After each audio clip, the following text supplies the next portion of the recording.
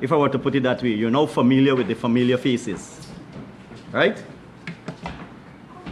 Except to say that you have some additional faces in uniform, which is good.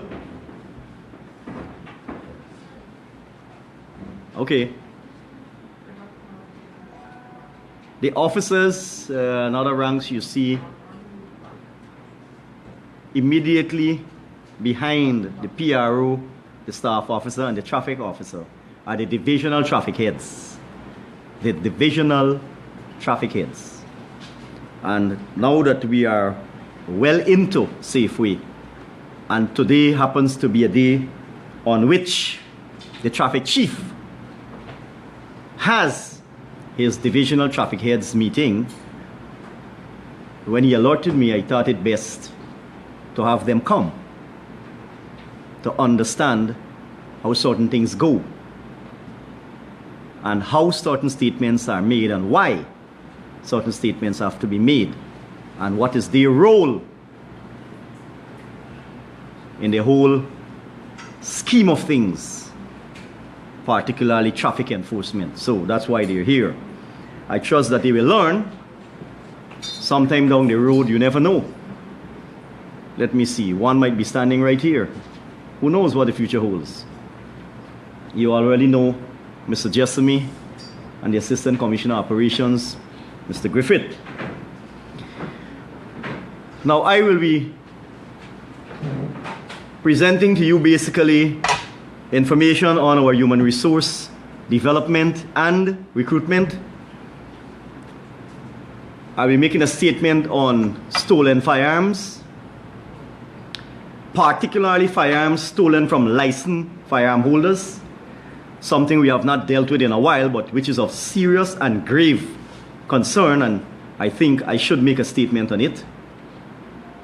And our efforts in the areas of gross misconduct involving members of the force, other misconduct, narcotics, or efforts in narcotics, traffic, and crime.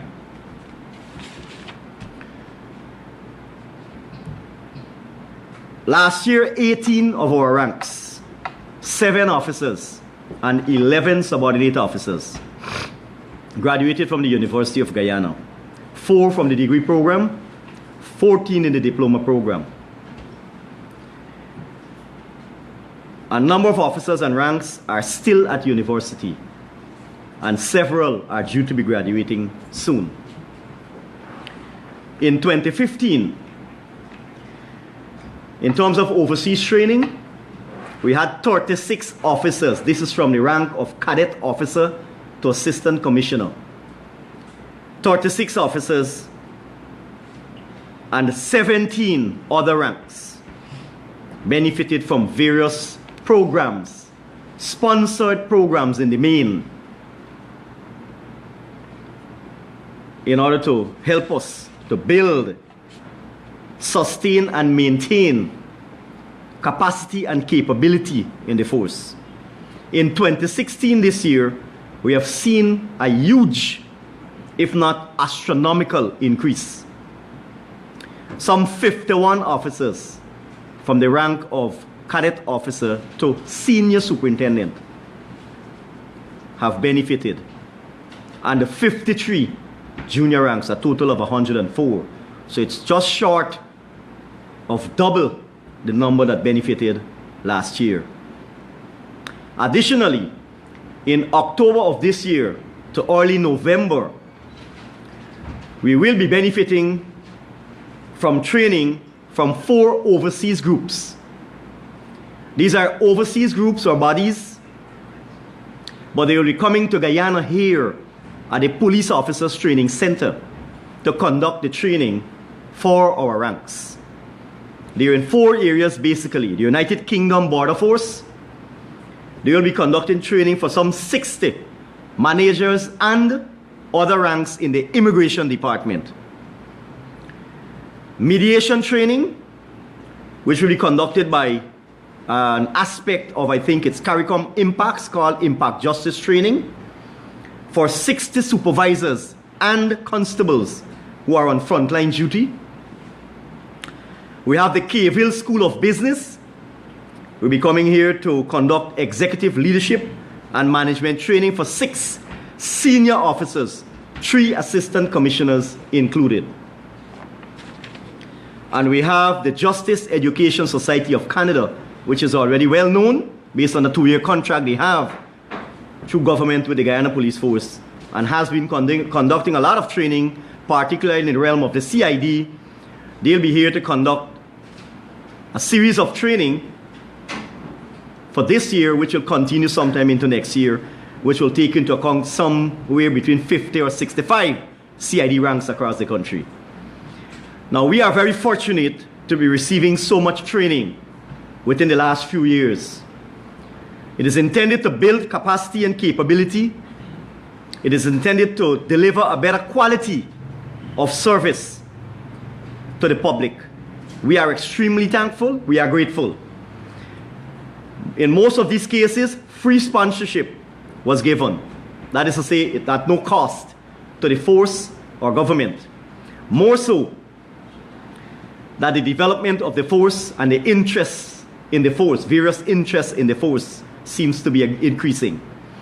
But I have to caution the officers and ranks to understand and appreciate that improvement has to be seen. It must not be business as usual. Yes, you work by day, you work by night. You probably attended evening classes at the University of Guyana. But that doesn't mean to say that because of your personal sacrifice and you graduated with your degree or your diploma or your certificate, then you have a least interest in ensuring that the organization and the community benefits. Because at the end of the day, you're still a serving member of the force. And what is the purpose of an education? The purpose of an education is to ensure that the individual can make right choices, make proper decisions, conduct their lifestyle in a certain way, discharge their duties in an acceptable manner, all to the benefit of the greater society. That's simply putting it that way.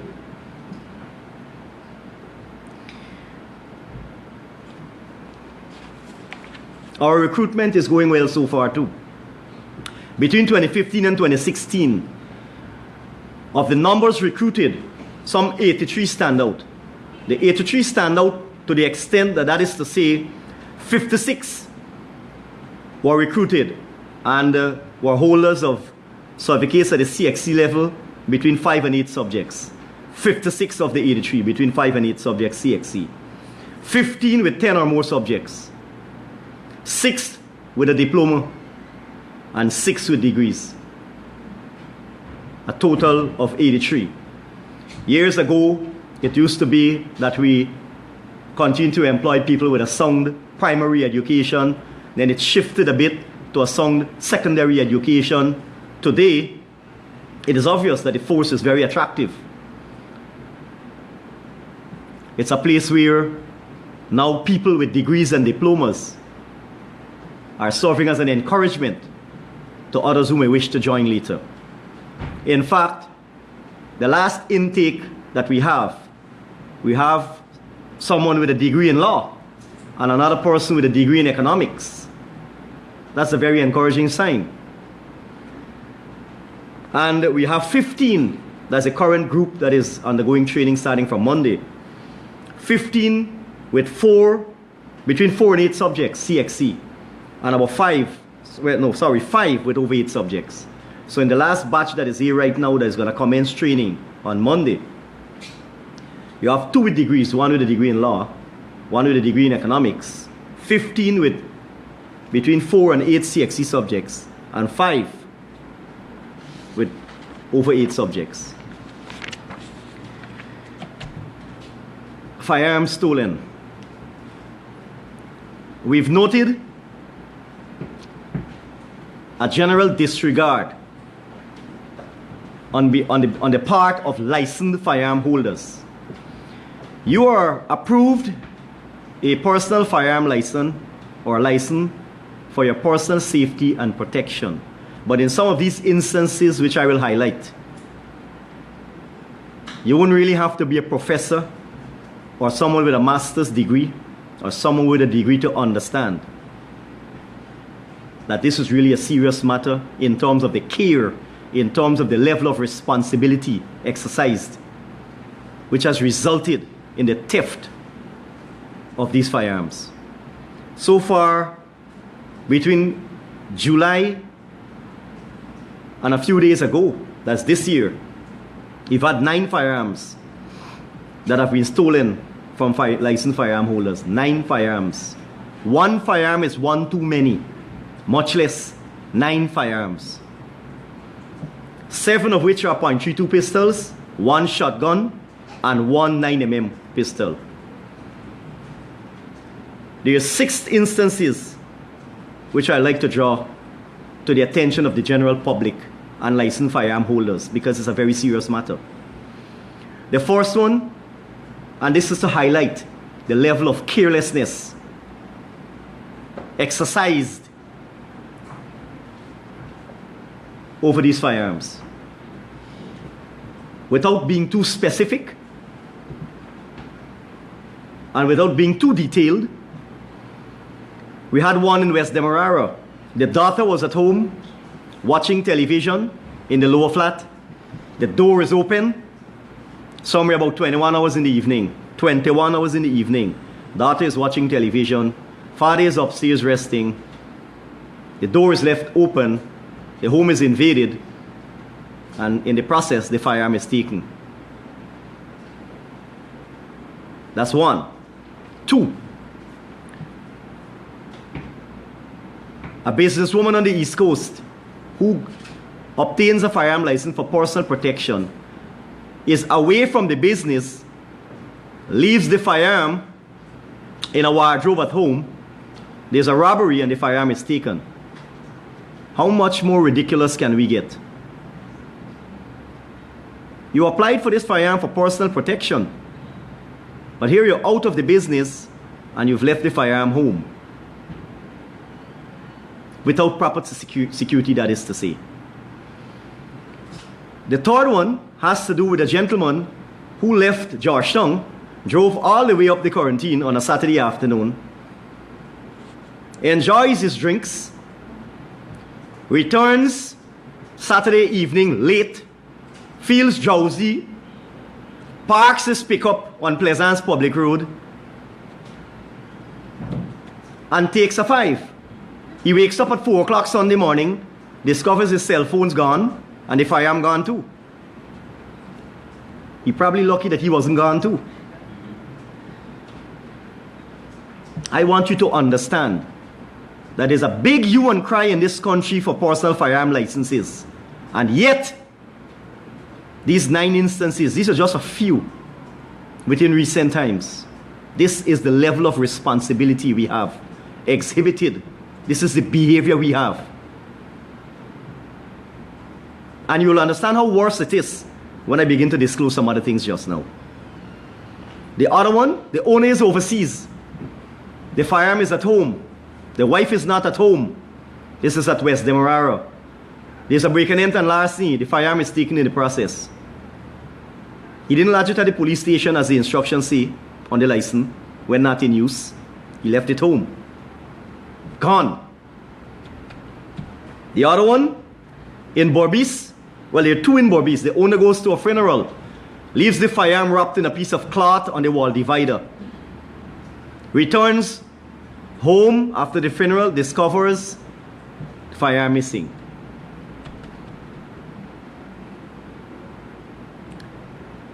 The other one, that was a result of a robbery, but yet again, no proper security over the firearm, somewhere in Edinburgh on the East Coast. There was one at KK gas station on the East Coast, where the security guard, armed with a pistol, is drinking with friends at 23 hours in the night. An argument ensues. He's hit on the head, collapses to the ground, firearm falls out of his waist, is picked up by someone released from the prison recently, and there we go. And there we go.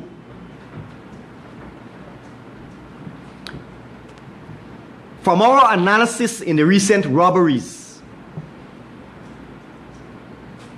In 80% of the instances of the recent robberies, .32 pistol has been used. And in 7 of these 9 instances, .32 pistols were stolen. Is it unreasonable to make a deduction? How unreasonable is it to make a deduction? Do I need to say more? But I need to say this. We need to say this. That the irresponsible behavior of persons who are expected to display a very high degree or level of personal discipline, particularly that they have permission to own and use a firearm, contributes not only to the challenges that police officers face, but contributes to the general endangerment of the society, that they are now in the hands of criminal elements. That is, the firearms that are stolen are now in the hands of criminal elements. Police misconduct. For the month of September, we lost 15 junior ranks, 3 subordinate officers, and 12 constables. But hold a minute. Did I say lost? We lost them or they lost themselves? Which one? Let me go it over. For the month of September, I probably erred in saying we lost. We didn't lose them. They lost their way. They never conceptualized properly that they took an oath to serve and they must serve in a certain manner. They never understood that the public that they chose to serve did not take an oath, that they took an oath and they wear a uniform, or they wore a uniform. So we had to let them go. Offenses ranging from corrupt transaction, robbery under arms, simple larceny, and wounding. Well, they are all either discharged by now, or whoever remains will be dealt with shortly. In other misconduct, I've taken action to reassign what we call transfer 5 subordinate officers and 5 constables in the process. In 1 or 2 matters that come immediately to my attention, there's this constable who is on duty at a very, very, very important function. A function that has an international perspective, that means so much to this country. One of the dignitaries misplaced his cell phone. The constable picks it up. He's told what to do with the cell phone. He does something else. The cell phone is found in his possession. Could you believe it? Is that someone who should remain in this Guyana police force?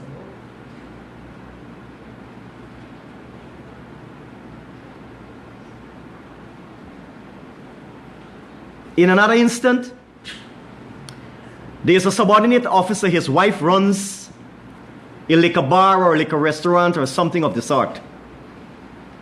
There's traffic congestion on the road. There's complaints, a whole lot of issues. Police are under pressure. Other people observe what he and his family can get off with, and so they latch on to it and do their own thing too. Makes it a bigger challenge for law enforcement. So, after some consultation, I decided that his removal might be the best thing. And it turned out to be the best thing thus far.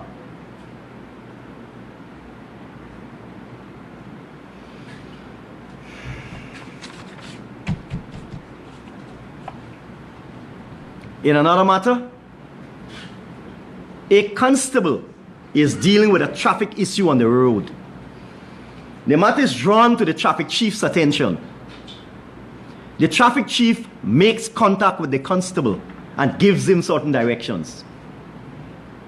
The constable does his own thing.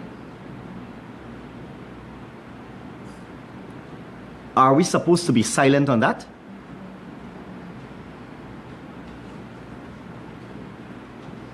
That's a matter that requires immediate action. Immediate, condign, appropriate, impacting action.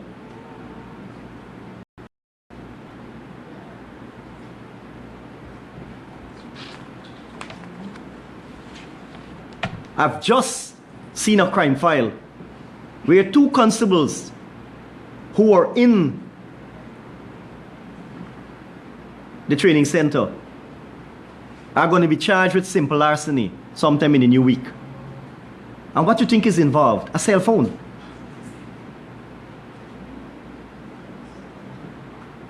Guys who don't even have 6 months service yet. This is as serious as it can get. And this is not to say that in the training environment we don't make sufficient efforts to let them understand who they are, what's their role in the organization, what's the organization's role to the community, what are the expectations of the society, what are their contributions to the image of the force and the country. It's not that we don't make the effort. Narcotics. Our narcotics branch has been doing well so far. And this substantiates the fact that our narcotics branch is still relevant and important.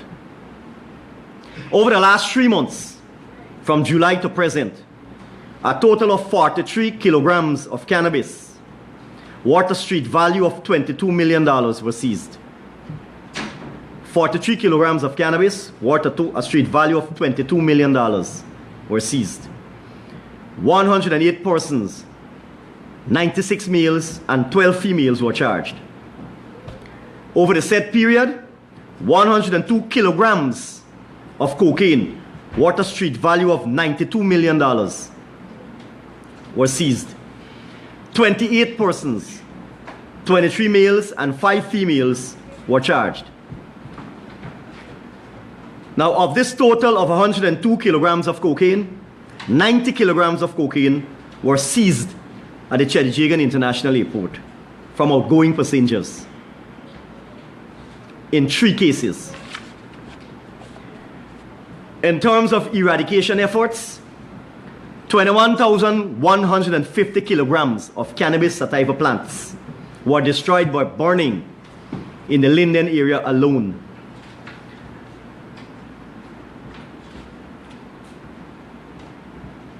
These plants ranged from 1 to 6 feet in height. In fact, yesterday, in the said area, some 4,000 kilograms of cannabis plants were found, and 3 persons who were on the farm at the time connected to the cultivation of the prohibited plant were arrested, and they are certainly going to be charged. The traffic situation. The traffic situation remains one where prevention and enforcement have to be continuously juxtaposed and buttressed by education. We have seen a significant reduction in all categories of accidents since the launch of Operation Safeway. And all parties, the Guyana Police Force in particular, the traffic department, the commuting public, and other key stakeholders must be applauded. It is clear that Safeway could not have come at a more opportune moment. With revision of strategies, availability and increased use of human and other resources, and sustained oversight from police headquarters, divisional commanders, and the traffic chief himself, much more is achievable.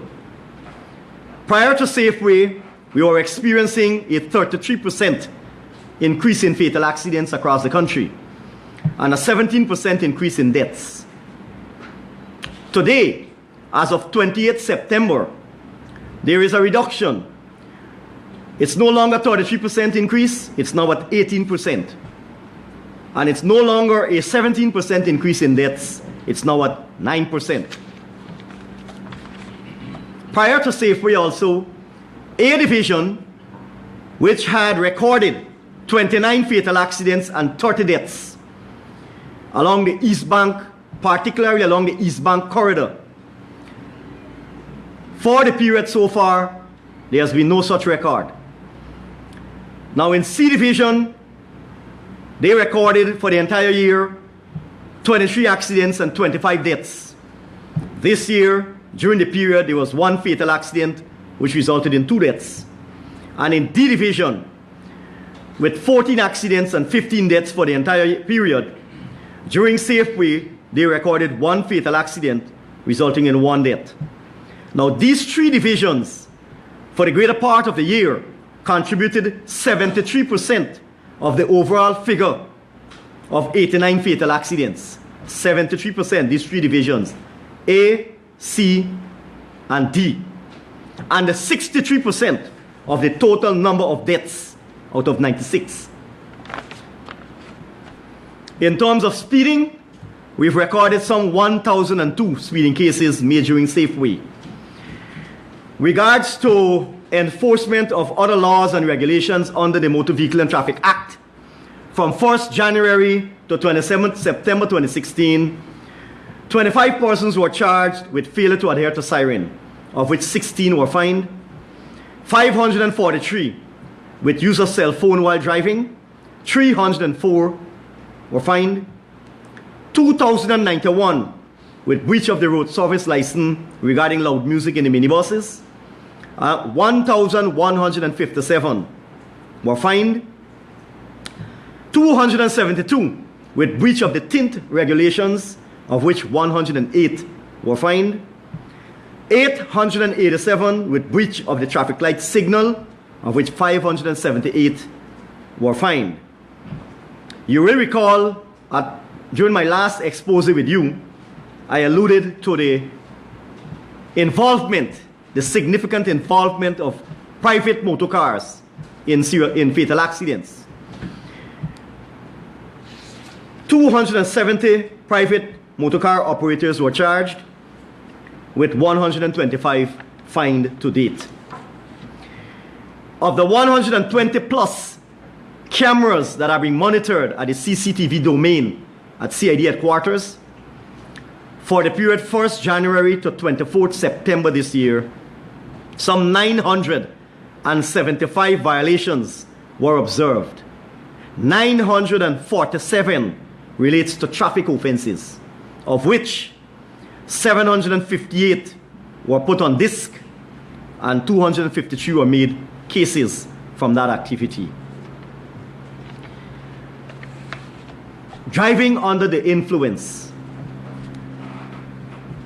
From the 1st January to 29th September this year, 1,351 drivers were charged, of which 756 were fined, which is 55%. 2 drivers were suspended for 1 year, 17 cases were struck out, 4 were reprimanded and discharged. Since Operation Safeway,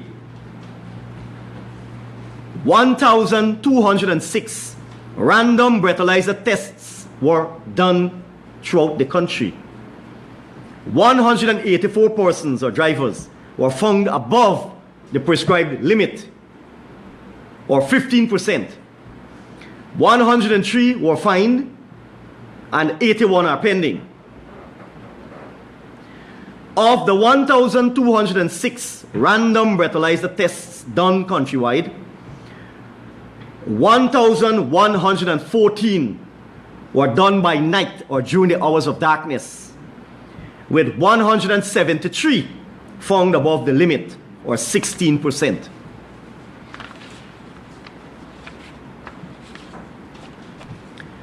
In terms of the total number of cases made, including speeding, driving under the influence,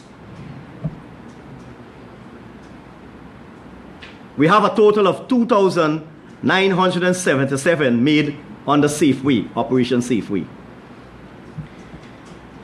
I believe it is time to thank the commuting public in particular for their patience, understanding, and contributions to road safety. And this must continue. This is commendable. I note that an honorable gentleman, Mr. Ramnarine, made some comments And one of the comments that really jolted me was to the extent that Operation Safeway will fail. Because I think he equated it to the extent that we had similar operations in the past and they failed.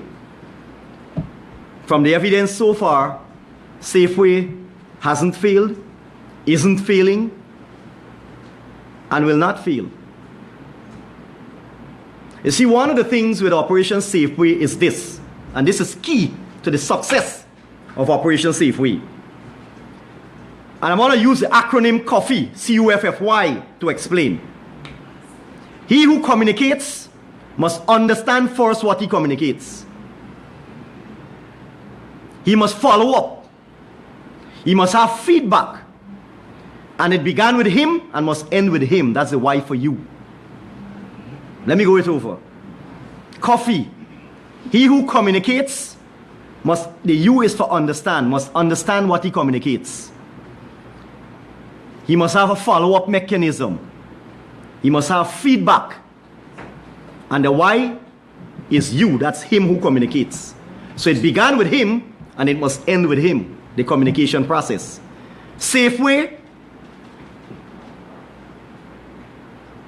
the operationalizing of Safeway began with us. It will remain with us. Because it is absolutely necessary and important that it remains with us. And this is why I want to emphasize that Safeway, as we said before, will not be just another traffic campaign.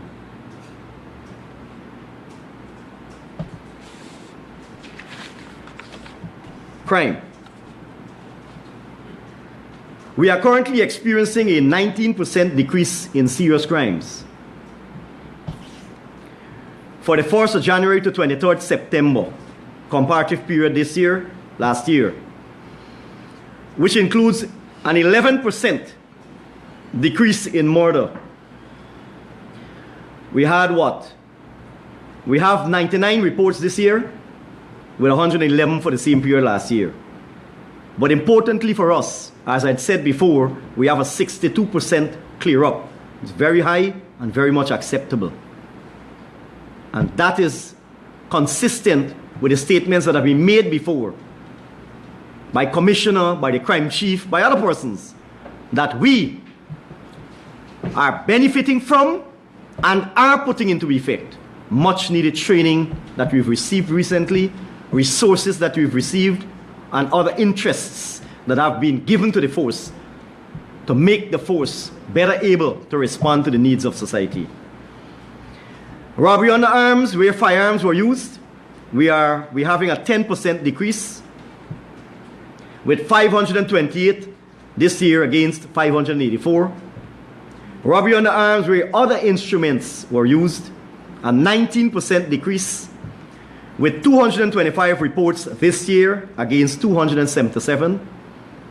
Robbery with violence, a 20% decrease, with 76 reports this year against 95. Larceny from the person, a 38% decrease, with 86 reports this year against 138. Break and enter and larceny, a 23% decrease, with 155 reports this year against 189. Rape, a 22% decrease, with 185 reports this year against 237.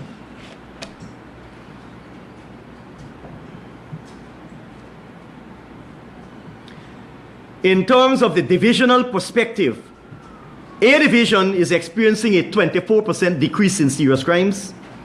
B Division, 14% decrease. C Division, 11% decrease. D Division, a 9% increase. But I'll come to D Division in a little while. E Division, that's Linden, a 27% decrease. F Division, 51% decrease. And G Division, a 29% decrease.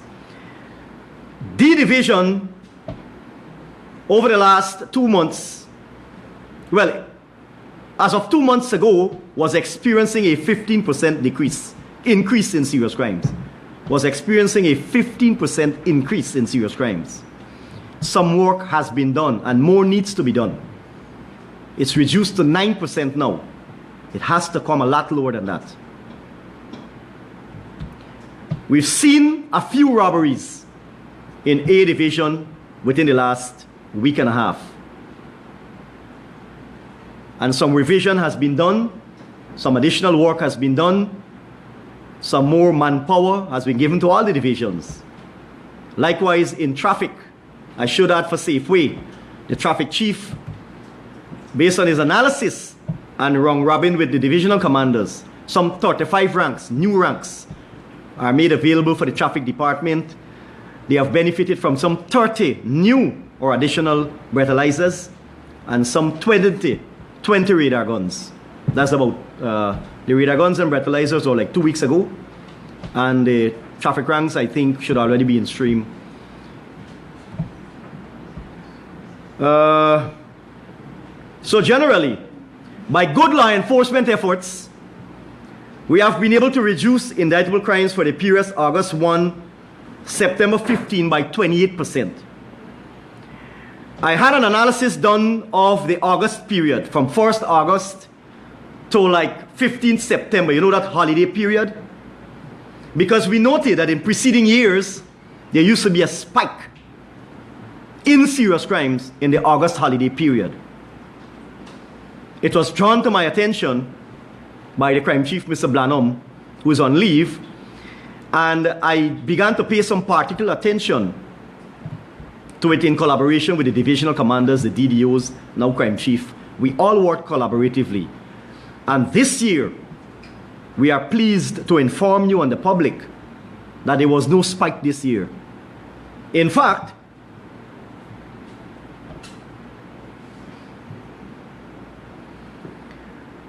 we had a 28% decrease for that period in serious crimes. 1st August 2016 to 15 September 2016 compared to the same period last year. Last year compared to the previous year, you had a 21% increase. 21% increase. This year, you have a 28% decrease. There was this feeling, this kind of acceptance that, oh, the holidays period, you know, you normally get a lot of crimes and these things are going to happen and so on. But I said to the officers, let's don't accept the past. It's not always a wise thing to use the past as a guide for the future. You use the past to assess what happened in the past, not to accept what happened in the past. Because you're living in the present. And you got to deal with the present and the future.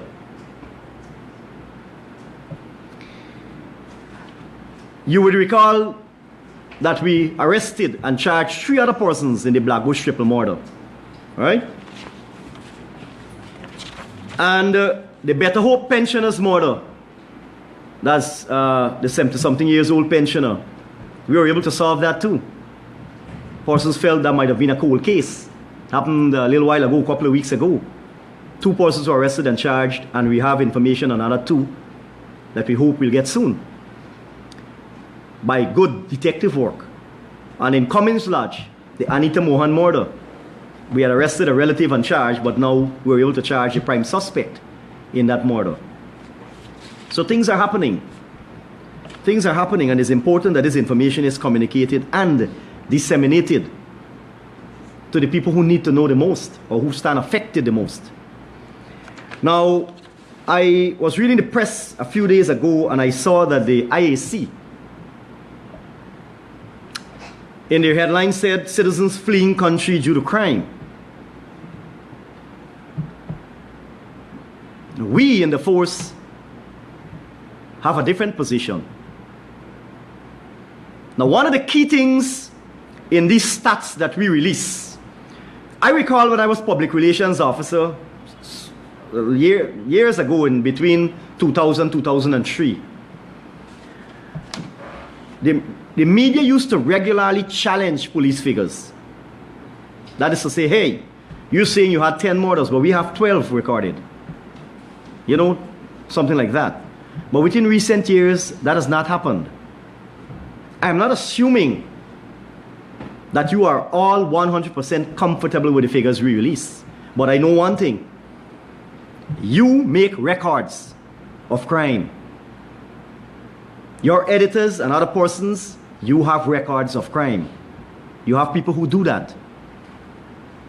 So, it cannot be that citizens are fleeing Guyana because of crime. Crime is only one aspect of the social construct. Yes, significant and most impacting, but not the only factor. There got to be other reasons.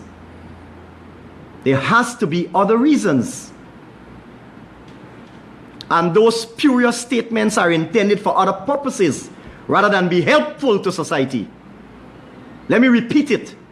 Those spurious statements are intended to serve other purposes other than being helpful to society. I say no more. The other one I wish to respond to, and I want to compliment these two gentlemen. I've seen it in the press time and again, and the right and appropriate thing to do is to compliment them, because I'll respond to it right now. In fact, there are three gentlemen I'd like to compliment. The first one is Freddie Kisoon. I know this might be unusual, but it lies within me to do it. With his relentless pursuit of matters in the force, Freddie has assisted us, at least my administration. I want to thank him for that. I think he spurred me into action. And that's being very honest. The second thing is, Mr. Sherwood Lowe, and sometime after him when he wrote the first expose, Mr. Patrick Mentor, who was then head of the Police Strategic Management Department. They had written about hot pursuit policy and whether we have a hot pursuit policy. Well, the thing is, hot pursuit has been frowned upon in many countries of the world, particularly the United States, in many states. It has been frowned upon and discontinued. You know why? Because of the extent of collateral damage that results from hot pursuit. Reckless driving, wanton destruction, innocent bystanders, other vehicles, whole matter of problems has been frowned upon. We here in the Guyana Police Force, we frown upon it too. We don't encourage a hot pursuit, particularly when the public danger is greater. That is to say, that in pursuit of an escaping felon, whether in a car or on foot, the public stands to be at great risk of immediate harm, destruction to property and other whatever in the circumstances. We don't encourage hot pursuit. In fact, we have insisted that even when a police vehicle has its sirens on and blazing, that it must be done in a circumspect manner with due regards to the rules of the road. That is to say, not because you have the siren on, it gives you license to bulldoze everything in your path, because you will be made to answer. So even when you have the siren on, you have to exercise due care and attention for other road users. Likewise it is. I saw they made mention of cases and so on, but the part that struck me, and which is correct, and I want to read it here. This is what Mr. Sherwood Lowe wrote, and this is exactly what it should be. He says here,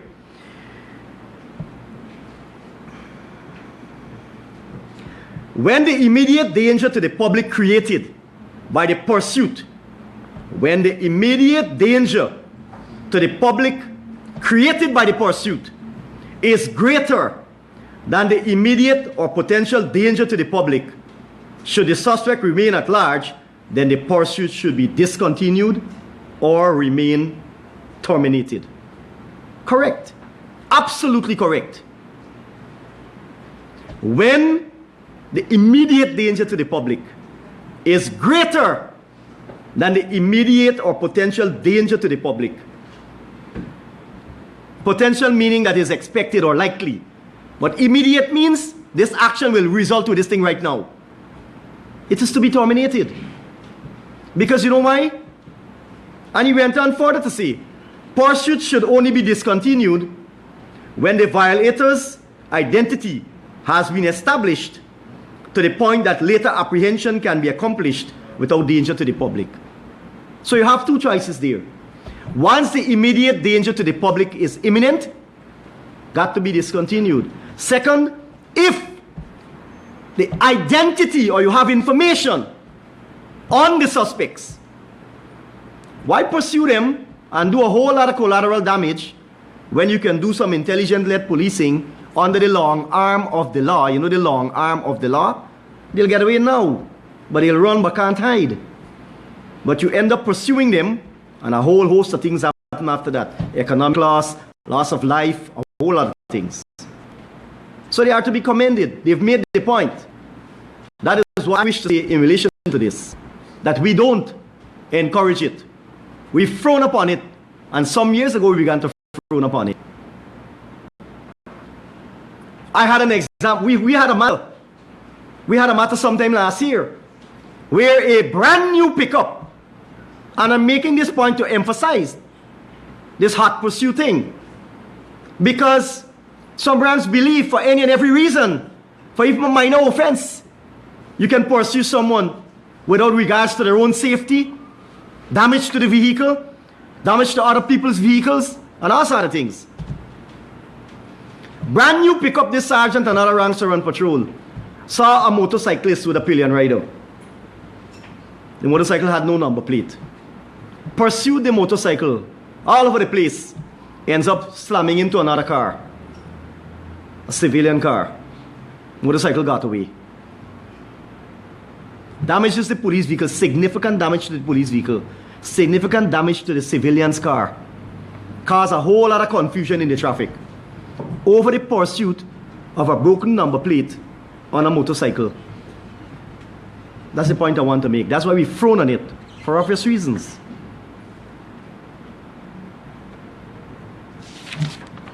Thank you very much for listening to me. I'll only take a few questions because I know you have a lot of work to do. And my able assistants are here just in case. Who is first? Commissioner David Ramnarine, sir, could you say what exactly might have contributed to the spike in some serious crimes in the division? And could you also say, as I have the floor, whether any person or persons have been questioned in recent months with respect to the Monica murder? Well, let me do the last one first. The Monica Reese investigation is ongoing. It is an investigation that has been ongoing. It's active. It's an active investigation. The second one is some of the recent robberies in the division were basically opportunity crimes, soft targets. Okay? There's a particular area in A division that we have to put some more attention on, and I've had a word with Commander of A division. I think sometime this afternoon we need to have some discussion on it. But there's a particular area that we need to put some attention on. Where? Okay? I can't disclose that at this point in time. And you said it's ongoing, there is an ongoing investigation, but my question is, anybody's been questioned in recent months? If anyone has been questioned, In relation to the money? I'll maintain it's an ongoing investigation. It's an active investigation. It's got to remain that way. And could you say whether indeed the late Commissioner Laurie Lewis was implicated in covering up that investigation at that time? I don't know. I don't know. Who was? What's that? Who was? Who was implicated? In I don't know. You know? I'm asking you, I don't know. I was not at the helm of the force at that time. I was not even a deputy commissioner. I was not an assistant commissioner. I was what? A cadet officer at that point in time. How would I know? The files? What's that? The files. I don't see files every day in front of me. Next. Gordon, mostly news source. Mr. Commissioner, with regards to the crime situation, I know you're talking about a 19% decrease, but many members of the public say they're not really seeing it, and when you see the headlines and you see the stories coming out, they have a different feel. So what would you say to them to convince them that there really is this decrease when compared to last year? And sir, with regards to Mr. Barry Dataram, could you say whether the police force has informed Interpol of this absence from Guyana, and what efforts are being made locally and regionally to track him down? A lot of collaboration is going on right now. I've read statements, I've seen things in the press. That Ram situation is really unfortunate. Really unfortunate. But not in the sense that law enforcement is indicted. Okay? The second thing is there's a lot of collaboration going on, the nature of which I wouldn't be at liberty to disclose, but I'm aware of a lot of collaboration that is ongoing. And I'm aware also that there's another matter where a commission of inquiry has been launched that's in relation to the aircraft matter that was found at whatever.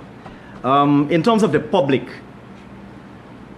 has to be more alert.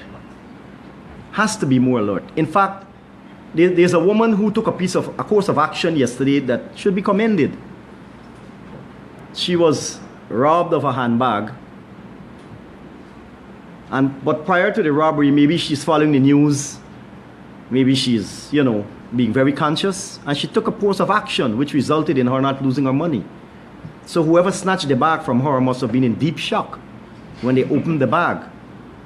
That woman should be commended. That's a very smart piece of action. Very, very smart piece of action. A very alert individual. If many other individuals were just as alert, a lot of things that happen. People are in homes and have the doors open at late hours of the night. Nobody said you must live in a cage, but at the same time, these little things that reduce your personal security while in your home, you throw caution to the wind. I have released the figures. I've said, and I fully understand, that some people say there's a dark side of crime. I can understand, and we all appreciate that perception is 9/10 of reality. Okay? There is a perception, a little perception out there. But I think some people are taking the perception too far to say that, there's a crime situation. No matter what they say, there's a crime situation. It's not a crime situation. If we were to equate, I don't like to do it, but if you were to equate what's happening here with neighboring Trinidad and Jamaica, then you'll really realize what's a crime situation. Thank you. Sir, just a quick follow-up on the Dataram matter. You're saying it was unfortunate what took place, but this was a high-profile matter. He was probably the leading... I said it's not law enforcement to be indicted. Mm-hmm. No, but, he was probably the leading figure locally in terms of drug matters, and so he was on TV confessing to being a drug lord. Don't you think more caution on part of law enforcement should have been employed to ensure... Hold a minute. Let's put this thing in the proper perspective. We didn't grant him bail, comrade. Hold a minute. If it were that high-profile matter and it was properly regarded by the appropriate people, we were not the ones who granted him bail. I'm saying nothing more. Thank you. Yes, please. You have a responsibility there. A follow-up, Commissioner. In light of the fact that he was granted bail, should the law enforcement authorities be monitoring him? Was that? Should the law enforcement authorities be monitoring him to minimize any chances of him leaving the jurisdiction?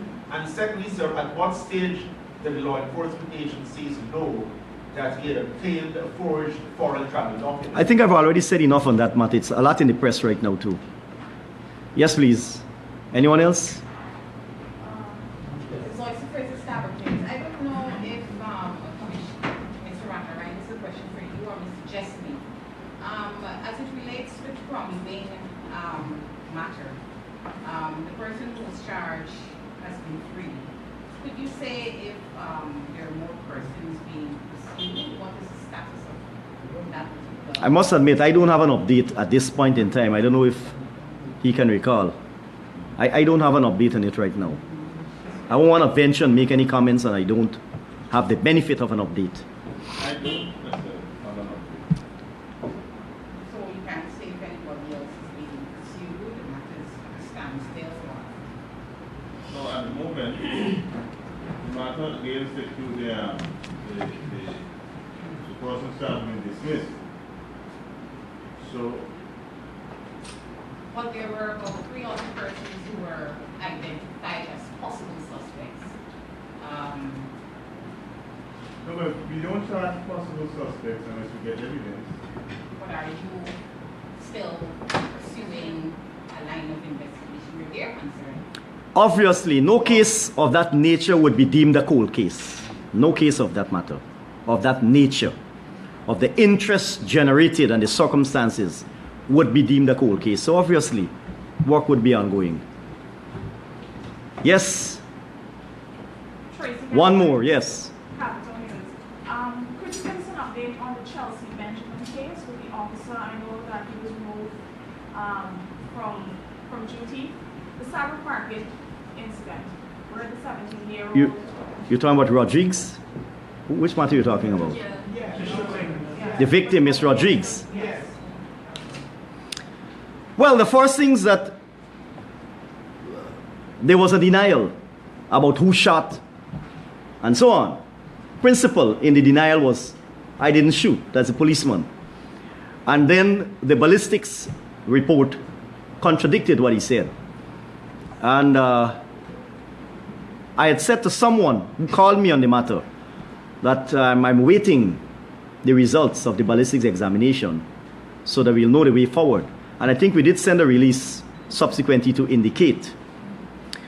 But I think that matter should be with the crime chief if he's not already there in terms of being able to send for legal advice, because he's a member of the force. He was removed from active duty, and having confirmed that he indeed used the firearm which he had in his possession at the time puts a different light in the whole matter. The circumstances would have changed significantly, and that is why we'll need to have the benefit of legal advice. Okay? The 17-year-old suspect who was released in the custody of his mom, I wouldn't say that he's out of the woods. I'll put it that way. It's not out of the woods because it's an active investigation. We have not yet had the benefit of the legal advice. While I don't have an update, the last few days ago I recall that we're wrapping up. Okay? So I'll wait the outcome of the legal advice. Thank you very much, Commissioner. Ladies and gentlemen, thank you very much for being so ordered. We have a right to liquid. You have it? Oh, that's good. That's good. I didn't know. You arranged it? Yes. Mm-hmm.